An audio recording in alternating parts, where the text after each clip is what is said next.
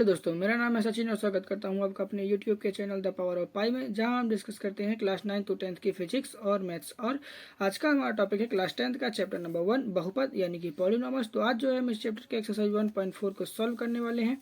तो इस चैप्टर के एक्सरसाइज 1.1 से लेकर 1.3 तक की कंप्लीट प्लेलिस्ट की वीडियो लिंक हमारे डिस्क्रिप्शन बॉक्स में पहले ही दी हुई है।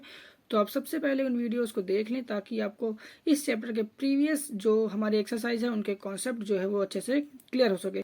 तो आज हम इस एक्सरसाइज में सीखने वाले हैं कि किसी दिए हुए बहुपद के शून्यकों का योगफल एवं गुणनफल किस प्रकार से ज्ञात किया जाता है। तो चलिए क्वेश्चन के बढ़ते हैं। तो आज का हमारा जो क्वेश्चन है वो कुछ इस प्रकार से है कि बहुपद 2x का स्क्वायर माइनस 7x माइनस 9 के शून्यकों का योगफल एवं गुणनफल ज्ञात कीजिए।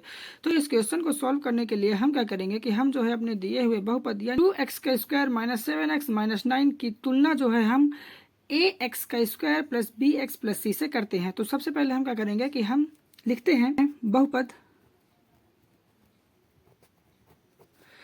2x का स्क्वायर माइनस 7x माइनस 9 की तुलना हमारे ax का square plus bx plus c से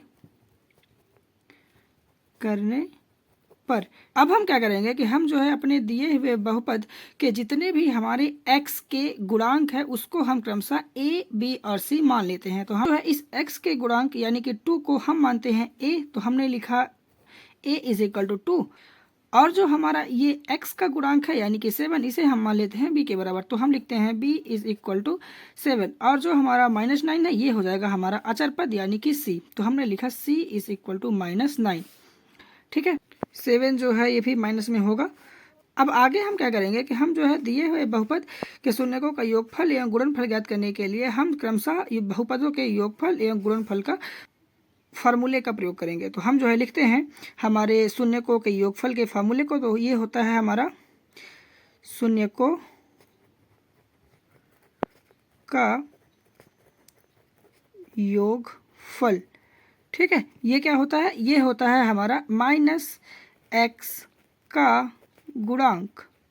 ठीक है, बटे में ये हो जाता है हमारा x स्क्वायर का गुणांक। ये हो गया हमारा x स्क्वायर का गुणांक।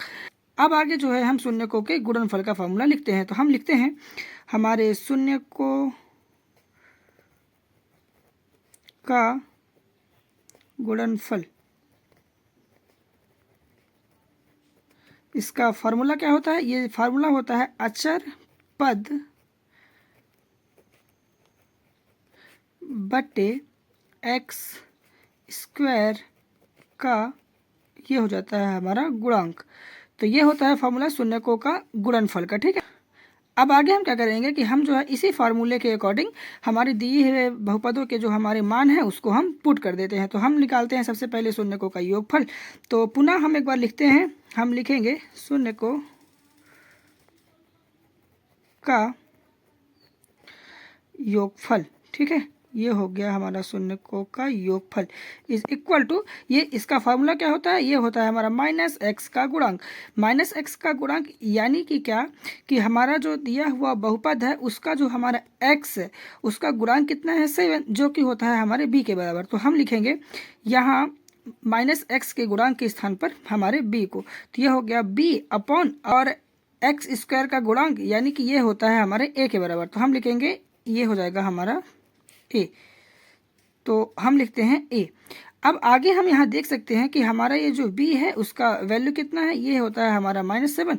तो हमने लिखा -7 और जो हमारा a है उसका जो वैल्यू है वो है हमारे 2 के बराबर। तो ये हो गया हमारा 2। अब आगे जो है हम ज्ञात करते हैं शून्यकों का गुणनफल। ठीक है, तो हम लिखेंगे शून्यकों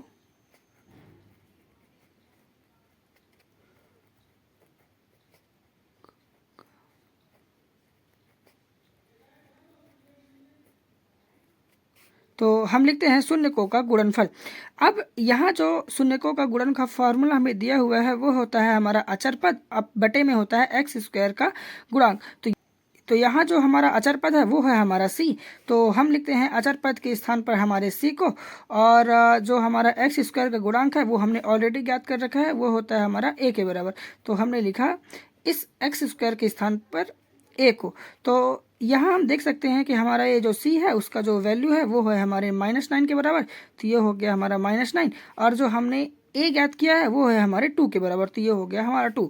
इस प्रकार से हमें जो है वो शून्यकों का योगफल और शून्यकों का गुणनफल का जो आंसर है वो हमें प्राप्त हो चुका है, तो ये होगा हमारा आंसर। तो देखा आपने ये क्वेश्चन कितना ही आसान था।